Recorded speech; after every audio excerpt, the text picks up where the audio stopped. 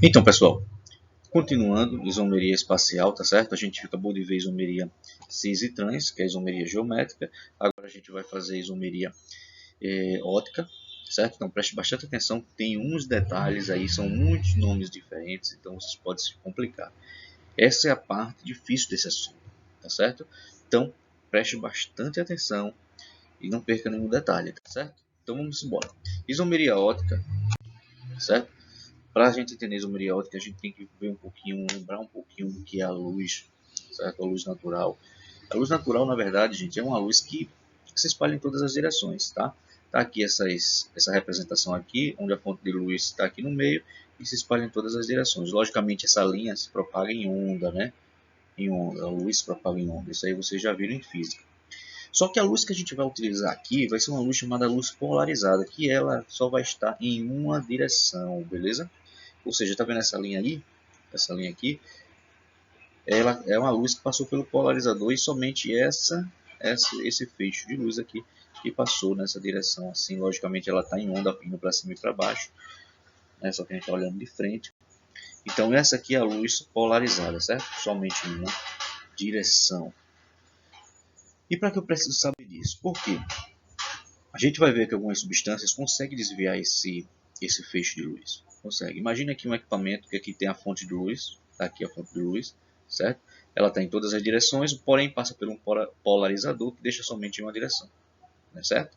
Quando ela passar por aqui, aqui dentro vai ter uma amostra de uma molécula que tem a capacidade de desviar esse feixe de luz. Está passando assim, quando passar por essa molécula pode girar, né, para a direita, certo? Para a esquerda ou para a direita, beleza? E esse desvio é quantizado, ou seja, é mensurado, ou seja, é quantificado, certo? Então, em alguns alimentos aí, se utiliza um equipamento chamado refratômetro para poder saber se ele está dentro do padrão, ou concentração de açúcar, ou concentração de determinada substância que consiga desviar o plano da luz polarizada e quantificar se está dentro dos padrões do alimento lá, tá? Ou a fruta, ou a verdura, etc. E tem duas nomenclaturas aqui importantes para essas substâncias oticamente ativas, né? Que é a destrógena e a levógena. A destrógena são substâncias que desviam o plano da luz polarizada para a direita. O plano aqui é assim, tá? O plano está aqui assim, imagina essa caneta, e ele vai desviar aí para a direita, beleza? E aí, esse nome dessa substância que desvia para a direita é destrógena e também leva o sinal ali de positivo. E a que desvia para a esquerda é levógena, que tem um sinal ali de negativo. Ou seja, destrógena sentido horário positivo, é certo? Positivo. E levógena no sentido anti-horário negativo, certo? Eu vou falar um pouquinho mais para frente aqui, ó, das misturas racêmicas. Misturas racêmicas, vou logo adiantando aqui, logo, são misturas iguais. Por exemplo, 50% destrógeno e 50% levógena da mesma substância. Ou seja, elas vão se anular. Se uma substância desvia para a direita e a outra desvia para a esquerda, igualmente elas vão se anular. E aí não vai desviar para canto nenhum, vai ser oticamente inativa, tá? Mistura racêmica, mais uma vez, mistura racêmica são proporções iguais de isômeros que desvia a luz para a direita, destrógeno no caso, e para a esquerda, levógeno, anulando assim o desvio da luz polarizada. Beleza? Vamos embora. Já viu que é um bocadinho de nomezinho difícil, né? Destrógeno, levógeno, mistura racêmica, luz polarizada, que coisa linda. Então, pessoal, para que a substância consiga desviar para a direita ou para a esquerda, ser destrógeno ou levógeno, ela tem que ter assimetria, ou seja, não simétrica, certo? Ou seja, não partes iguais. É como se eu tivesse pego uma molécula, pudesse partir ela, se eu dividir ela em parte igual, ela não vai conseguir desviar o plano da luz polarizada, ou seja, ela tem que ter assimetria. Veja esses exemplos aqui que eu trouxe. Nesse caso aqui, essa molécula, se eu conseguir traçar um plano aqui, ó, no meio dela, vai ter essa parte e essa outra aqui iguais. Então ela é simétrica, ela não vai ser ativa, vai ser oticamente inativa. O benzeno, mesmo princípio, se eu cortar, ele vai ter vários planos de simetria. Se ele apresenta simetria, ele não desvia a luz polarizada. O metano aqui, que é utilizado em gás natural, também tem simetria, não vai desviar o plano, certo? Para isso, para desviar, ela tem que ter assimetria. Eu não posso cortar a molécula de algum jeito no plano e ela gera duas partes iguais. Se gerar duas partes iguais, ela aceita um plano de simetria e ela não é ativa, tá certo? Ela não pode ser simétrica de jeito nenhum. Então, dito isso, a molécula tem que ser assimétrica, né? Aproveitando essa deixa da assimetria, imagina essa molécula aqui, estou desenhando aqui um carbono no meio, tá? E aí, imagina o carbono está ligado com esses grupos aqui, ó, tá certo? Imagine agora se eu traçar vários planos aqui, cortar essa molécula no meio, se eu pudesse cortar ela no meio. Você vê que um lado é diferente do outro, então ela é assimétrica. Se eu traçar de outro jeito, também vai ser assimétrica. Gente, eu posso estar traçando aqui o dia todinho, ela não vai ter plano de simetria nenhum. Então ela vai desviar o plano da luz polarizada, tá certo? Deixa eu apagar isso aqui. E aproveitando que a gente está com essa molécula aqui, a gente vai tratar de uma nova nomenclatura, tá? Para os isômeros. Imagine essa molécula aqui, imagine essa molécula na frente do espelho. Lógico que isso aí é fictício, não existe pegar uma molécula e botar na frente do espelho, mas imagina que fosse na frente do espelho, que essa molécula iria gerar uma imagem especular dela, certo? E essa imagem especular dessa molécula não é ela, certo? É uma molécula diferente, certo? Uma molécula diferente. Se ela fosse igual, a gente poderia sobrepor. Fiz muito isso na sala de aula. Eu disse, olha gente, se eu colocar minha mão direita na frente do espelho, vai gerar a imagem da mão esquerda, certo? Ou seja, é diferente, vai gerar a imagem, ó, gerar a imagem da mão esquerda, beleza, gente? Então, eu não consigo sobrepor, se eu conseguisse sobrepor era assim, na mesma direção, eu não consigo sobrepor uma mão na outra, mesma coisa a molécula. Só não consigo sobrepor porque as moléculas são diferentes. E às vezes é difícil a gente entender que a imagem de uma molécula não é a mesma molécula, é outra, realmente é outra. E aí, quando a molécula é a imagem especular uma da outra, a gente chama isso de enantiômeros, tá? Grava isso aqui, gente, isso é importante pra caramba, tá? Enantiômeros, pra minha prova principalmente, viu? Grava isso aqui, ó, certo? Eu vou até circular ela aqui para vocês se ligarem, ó, enantiômeros, certo? Enantiômeros são substâncias, isômeros, né? São isômeros que são imagem especular um do outro, beleza? Então, vamos seguir. Outra questão, um momentinho só. Bem, outra questão que você pode identificar se uma molécula é ativa ou não é quando tem um carbono assimétrico, conhecido como carbono quiral. Você colocou ele aqui, ó, carbono quiral. Gente, pense numa coisa fácil, meu Deus do céu, você identificar um carbono quiral. Se a gente já vem trabalhando essas moléculas o ano todo, certo? E vocês sabem que carbono faz 4 ligações, beleza? E aí, o carbono quiral é justamente o carbono que é ligado a 4 grupos diferentes, gente, certo? Então, imagina essa molécula aqui embaixo, ó, esse carbono que está com asterístico aqui, ó, tá vendo? Deixa eu circular ele aqui. Ele é um carbono quiral porque ele está ligado a 4 grupos diferentes. Olha, eu não estou falando de elementos, estou falando de grupo. Por quê? Às vezes eu digo ao aluno, gente, o grupo, eu estou falando de tudo que está ligado a ele, certo? Esse grupo é diferente desse. Tem aluno que fala o seguinte, ele está ligado a carbono aqui à sua esquerda e está ligado a carbono à sua direita, então é igual. Não, estou falando um grupo todo, tá? Se liga aí, velho. Se liga aí, depois na prova, professor, não sei o que, me ajuda aqui. Não, velho. É o grupo. Venha com desculpa não, não vou ajudar não, viu? Tô logo avisando. E esse outro grupo aqui, ó, e esse outro aqui, que na verdade é o hidrogênio, né? Então, são 4 ligações diferentes. Logicamente, esse carbono aí do meio, que está com asterístico, ele é um carbono quiral. E, consequentemente, a molécula vai conseguir desviar o plano da luz polarizada. Olha só que lindo! Carbono quiral e, consequentemente, a molécula vai poder desviar o plano da luz polarizada. E ela vai ser, logicamente, opticamente ativa, já que ela consegue desviar o plano da luz polarizada. Coisa linda, não é não? Poxa. Então, gente, essa molécula vai gerar um isômero D e um isômero L. Ou seja, que danada é D e L? Já esqueceu, não foi? Já esqueceu. 2 slides atrás eu falei de isômero, 2 isômeros, que? De estrógeno, levógeno, de estrógeno para direita, para e o levógeno desvia o plano da luz para a esquerda, beleza? Então, se ela tem uma molécula quiral, ele vai gerar dois isômeros, no caso um D e um L, certo? Meu amigo, é muita coisa, né? Olha só o quanto a gente já evoluiu em 10 minutos de aula. Destrógeno, levógeno, quiral, enantiômeros. Lembra disso tudinho? Se não lembra, volta lá, viu? Se ligue. A prova já é nessa semana. Vamos treinar um pouquinho, né? Coisinha fácil aí, coisinha fácil. Enem 2018. Vamos lá. Deixa eu alterar isso aqui. Aqui, ó. Várias características e propriedades de moléculas orgânicas podem ser inferidas analisando sua fórmula estrutural.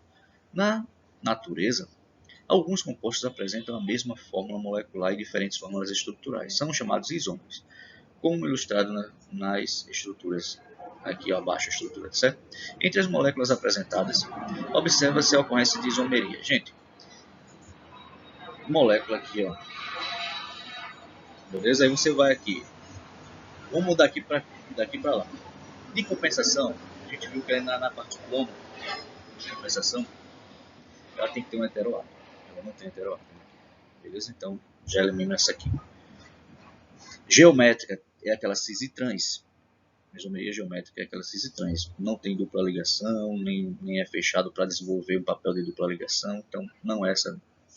De cadeia, quando há uma mudança na cadeia, se é aberta ou fechada, se é normal, ramificada, certo? E aqui é a mesma cadeia.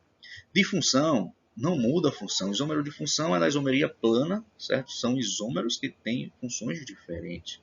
Então, ela tem a mesma função, ácido carboxílico e álcool, tá? Então, não muda. Só restaria a ótica. Mas para ser ótica, a gente tem que conferir se tem carbono quiral, beleza? Esse aqui, ó, carbono quiral é ou não é? A pessoa, estou enxergando não. Meu amigo, você enxergar agora. Vamos lá. Imagina aqui, ó, esse carboninho aqui, certo?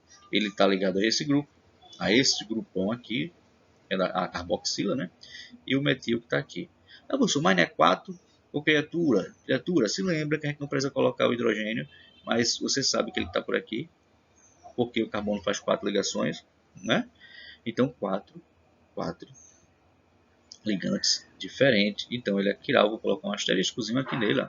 Carbono quiral, beleza? Então, realmente, é isomeria ótica, letra A. Facinho, Enem 2018, ó. Que beleza. Agora vocês vão acertar tudo, né, não, gente? Então, vamos embora. Como eu já disse a vocês, quando uma molécula tem seu carbono quiral, certo? Aquele carbono que é quiral aceita uma orientação de estrógeno e levógeno. Tá aqui. Imagina esse aqui, o ácido lático, né? Ele tem esse carbono quiral, que a gente já viu aí. Então, esse carbono quiral vai gerar moléculas que podem ser D, tá aqui, ó, ou L, certo? Ele vai admitir isso, que pode existir essas duas moléculas. Uma que vai desviar o plano da luz polarizada para a direita e a outra para a esquerda. Beleza? E a mistura desses dois a gente já viu que gera uma mistura racêmica. Imagina o ácido lático, eu vou separar as moléculas, todas elas com orientação D, de estrógeno, que desvia o plano da luz, por exemplo, aqui para a direita em 10. E a outra, uma outra molécula que desvia em 10 também para a esquerda. Quando misturar as duas de igual concentração, elas vão se anularem, certo? Elas vão se anularem. Elas são antípodas óticas, elas se anulam. E aí, a mistura racêmica, que é a mistura da mesma proporção, certo? Ela vai ser oticamente inativa, beleza? E quando isso acontecer, a gente vai chamar. Quando é ativa, que é a D ou a L é ativa, é isômeros oticamente ativos, certo? Beleza, são os enantiômeros, beleza? Também conhecido como enantiomorfos. São os enantiômeros. Os isômeros oticamente inativos, que são a mistura racêmica, a gente chama de IOI, beleza? Então, se você analisar direitinho, para uma molécula que tem um carbono quiral, temos dois isômeros oticamente ativos, que está aqui, o D e o L, e um isômero oticamente inativo, que está aqui, a mistura racêmica, beleza? Muita informação, né? Então, cuide de se organizar. Agora, se ele tiver mais de um carbono, gente, se tiver mais de um carbono quiral, como é o caso desse aqui, ó, Esse carbono aqui é quiral, tem as 4 ligantes diferentes. Olha esse grupão aqui grandão, né? Esse aqui também 4 ligantes diferentes. Esse aqui não pode ser porque tem 2 hidrogênios. Esse aqui nem se fala, tem 3 hidrogênios iguais. Esse aqui não pode, certo? Só 2. Imagina agora, beleza? Que cada carbono, eu já te falei, cada carbono pode assumir a orientação D ou L, beleza? Então, esse carbono aqui, esse primeiro carbono, ele pode ser D, certo? Ou L. Esse também pode ser D ou L, o segundo carbono.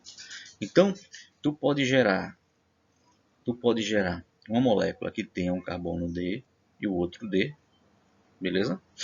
Tu pode gerar outra molécula que esse primeiro é D e o segundo é L, certo? Tu pode gerar uma molécula que o primeiro é L e o segundo é L. Tu pode gerar uma molécula que o primeiro é L e o segundo é D. Ou seja, 4 moléculas oticamente ativas. 4 moléculas oticamente ativas. E tu pode ter a mistura aqui racêmica, que são 2 na verdade, quando um carbono que é D e D é misturado com outra L e L.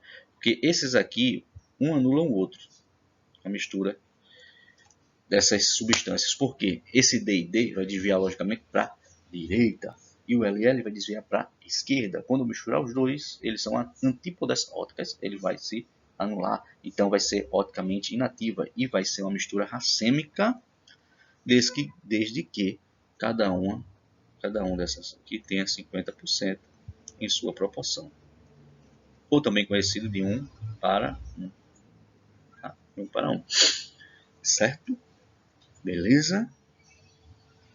Ah, professor, mas eu vou ter que desenhar isso aí tudo toda vez, misericórdia, eu não vou conseguir, eu tô lascado, meu Deus do céu, reprovar ano que vem, terceiro. Já tô acostumado com esse celular, essa sua rainha, meu amigo. Por isso que tem esse... Então, galera, a gente viu agora que um carbono quiral gera 2 isômeros oticamente ativos, D e L, e um inativo, que é a mistura racêmica, beleza? Então, mas existe uma formulazinha, a gente calculou ali para fazer a mistura racêmica com 2 carbonos quirais, né, numa molécula só. E aí tem-se uma fórmula que é conhecida como as fórmulas de Van 't Hoff e Lebel, que é essa aí, que é uma fórmula bastante simples. Você já vai dizer, ah não, mas a fórmula é ruim demais. Gente, a gente acabou de gerar os isômeros para essa molécula aqui no slide anterior.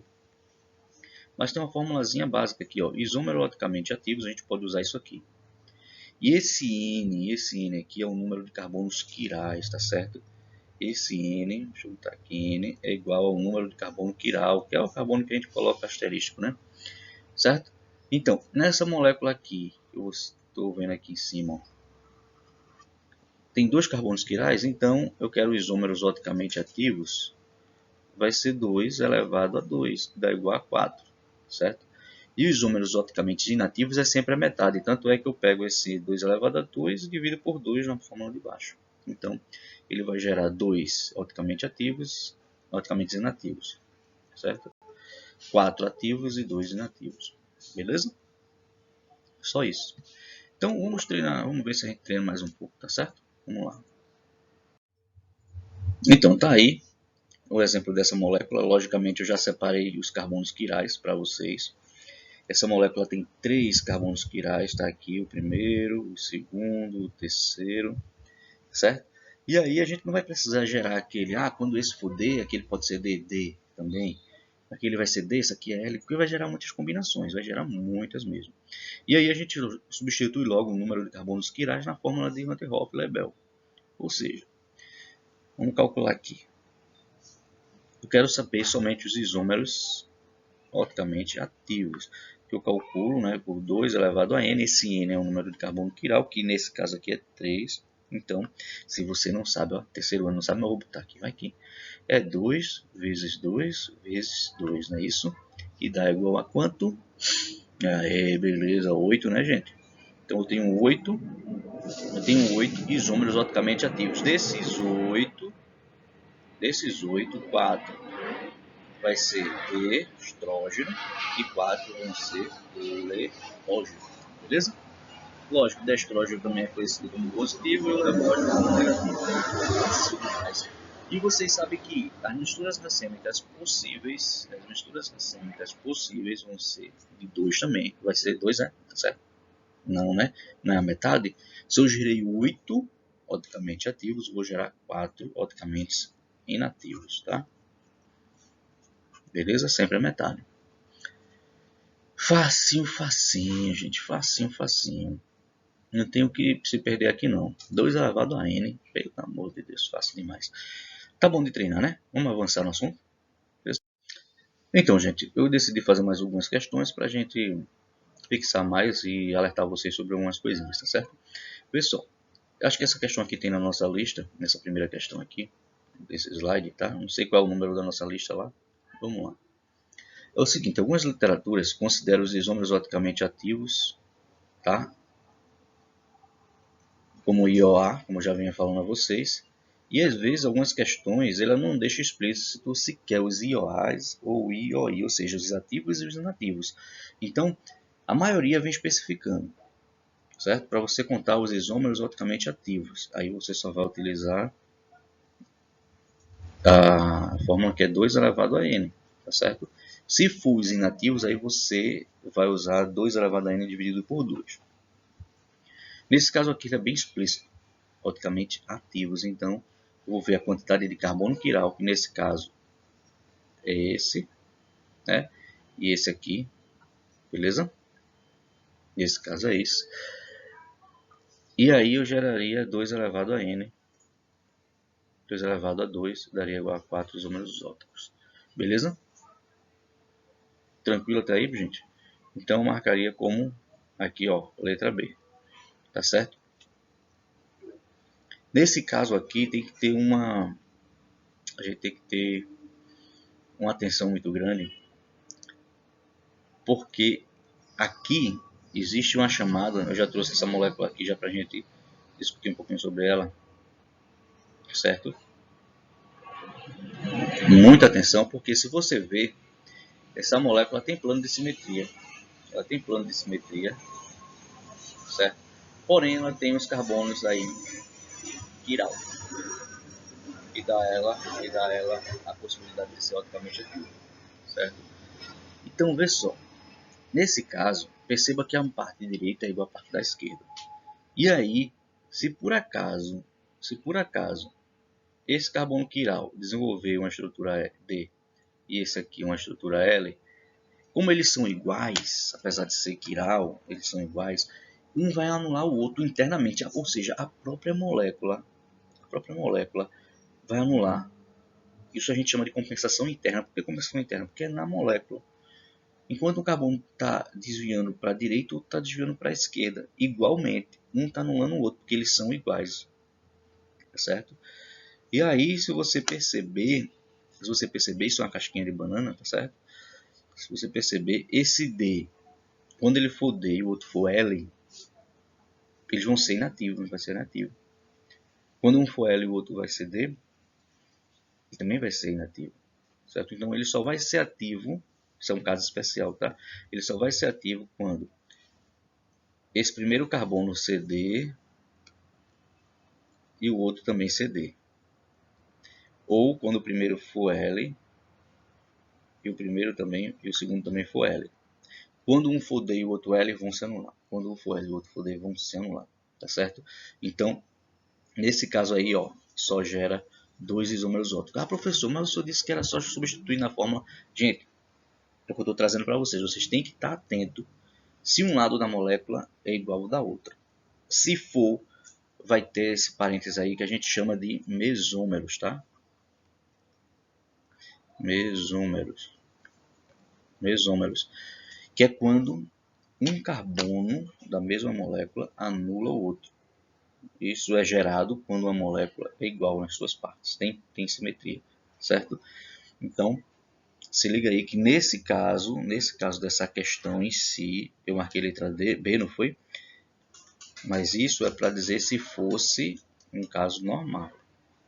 Mas nesse caso aqui, a molécula é um mesômero, certo?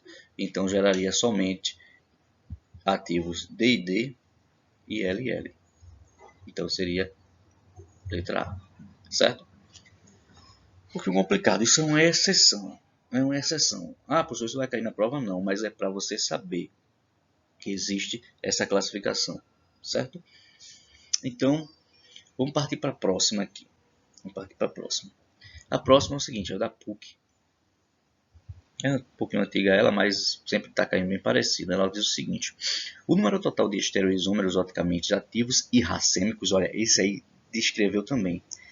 Ele quer os oticamente ativos e racêmicos, tá? Ou seja, oticamente ativos e inativos de uma molécula com 5 átomos de carbono assimétrico diferentes e ele está querendo os dois.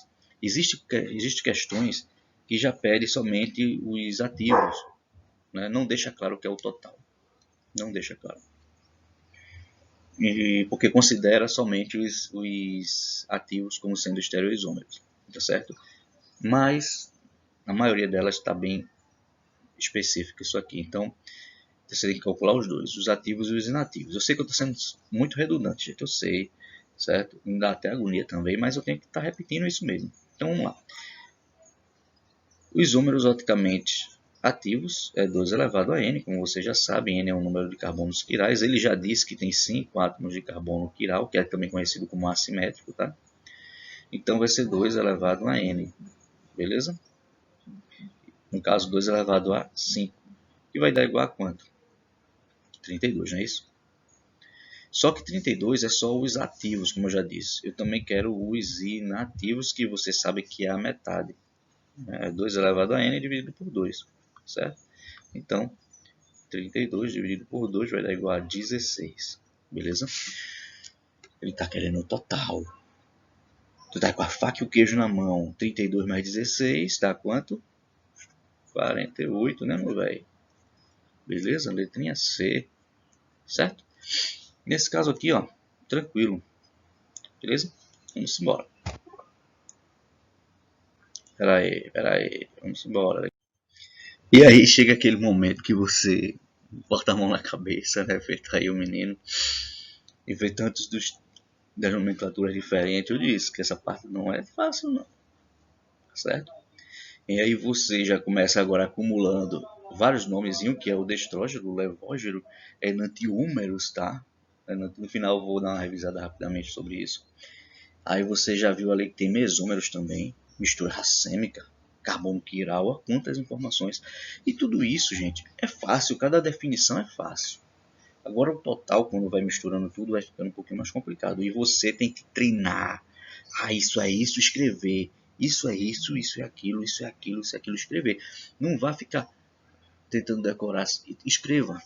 Defina cada coisa, que está tudo aqui no slide. Nas aulas eu nem consigo, eu nem escrevo no quadro as definições. Já por causa disso. Porque já está no slide. Vocês já se acostumaram, minhas aulas é assim. Então, gente, para encerrar, eu digo as nomenclaturas estranhas, tem a última aqui que é chamada de asteroisômeros, tá certo? A gente viu que enantiômeros é a imagem especular de uma molécula, são isômeros que é a imagem especular um do outro. Mas de asteroisômeros são isômeros que não são a imagem especular um do outro, tá certo? E aí como é que a gente vai entender isso aí? Vamos lá. Imagina essas duas moléculas aí. Essas 4 moléculas. A gente fez isso em sala. Vocês vão lembrar muito bem disso aqui. Um momentinho. Pronto. Essa molécula A, essa molécula B, essa C e essa é a D. Imagina aqui um plano, né, um espelho. Imagina que essa A aqui está de frente para o espelho e gerou a B. Ou seja, elas são imagens especular um da outra. Então, eu vou anotar aqui embaixo que quando dois isômeros são imagens especular um do outro, elas são enantiômeras. Vou botar aqui A e B são enantiômeras. Certo? Beleza? Mesma coisa acontece com C e D. C e D. Um é a imagem especular do outro. Então, C e D são isômeros, né? Imagem especular, então, se classifica como enantiômeros. Já, se você olhar para A e para C, eles vão ter a mesma fórmula molecular. São isômeros, sim, certo? Tem carbono quiral, tudo mais, mas não são imagem especular um do outro. Não são. Então, ele é classificado como de asteroisômeros. Tanto A e C, quanto A e D, quanto B e C, certo? Quanto B e D. Então, Vê só. A e C são diastereoisômeros. São isômeros, não sei se é mais especular. A e D também. Certo? B e C. E B e D.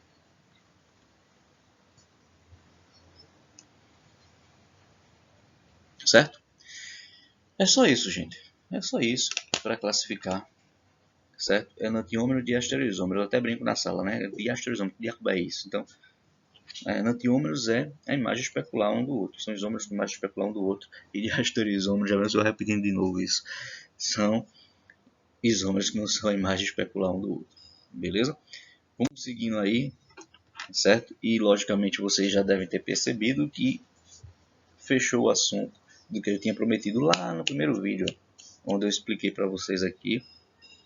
Eu expliquei para vocês que era dividido em isomeria plana e isomeria espacial, onde a gente passou por isomeria de cadeia, isomeria de posição, de compensação, função. Depois a gente entrou em isomeria espacial, né? Que é a cis e a trans, primeiramente, isomeria cis e trans, que é também conhecido como geométrica, e essa última agora que é a ótica, que eu disse que tem muitos termos, não é isso? Beleza? Então, gente, o assunto em si, realmente, a gente acaba por aqui. Isso que foi exemplo que eu dei em sala da talidomida, certo? E só para frisar, tem moléculas, poucas, mas que também desenvolvem isomeria ótica, elas são oticamente ativas, mas não têm o carbono quiral. São no caso desses compostos alênicos que têm duas duplas seguidas, que as duplas em si mesmo, ela é uma nesse sentido e a outra nesse outro sentido aqui, ela não tem simetria essa molécula, certo? E aí ela consegue desviar o plano da luz polarizada, assim como essa substância aqui também, que tem isomeria cis e trans, também são oticamente ativos, tá?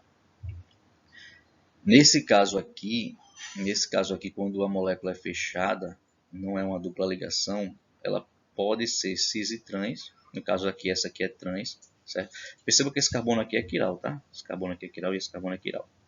Ela não admite plano de simetria, certo? Tem carbono quiral e é cis trans, certo? Nesse caso aqui, ela essa trans admite uma imagem especular, o seu espelho aqui, no caso essas moléculas aqui são enantiômeras, certo? Ela consegue ser ativa, desvia o plano da luz polarizada, ao contrário dessa aqui, ó. A cis ela é inativa, por quê? Existe um plano de simetria, beleza? Existe um plano de simetria. Tranquilo, gente?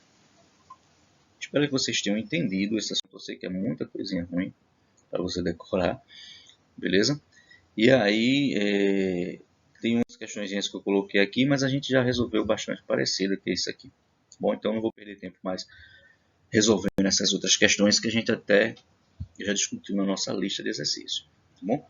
Espero que vocês tenham entendido. A aula ficou longa, quase 35 minutos, certo? Mas se liga aí, certo? Ao total de aulas aí, eu acho que vai dar em torno de 1 hora de aula seguida material. Se vocês quiserem ver, melhor. Se não quiserem ver, eu vou torcer para que você tenha uma boa nota da prova, beleza? Tchau, tchau, galera. Até a próxima. Tchau, tchau.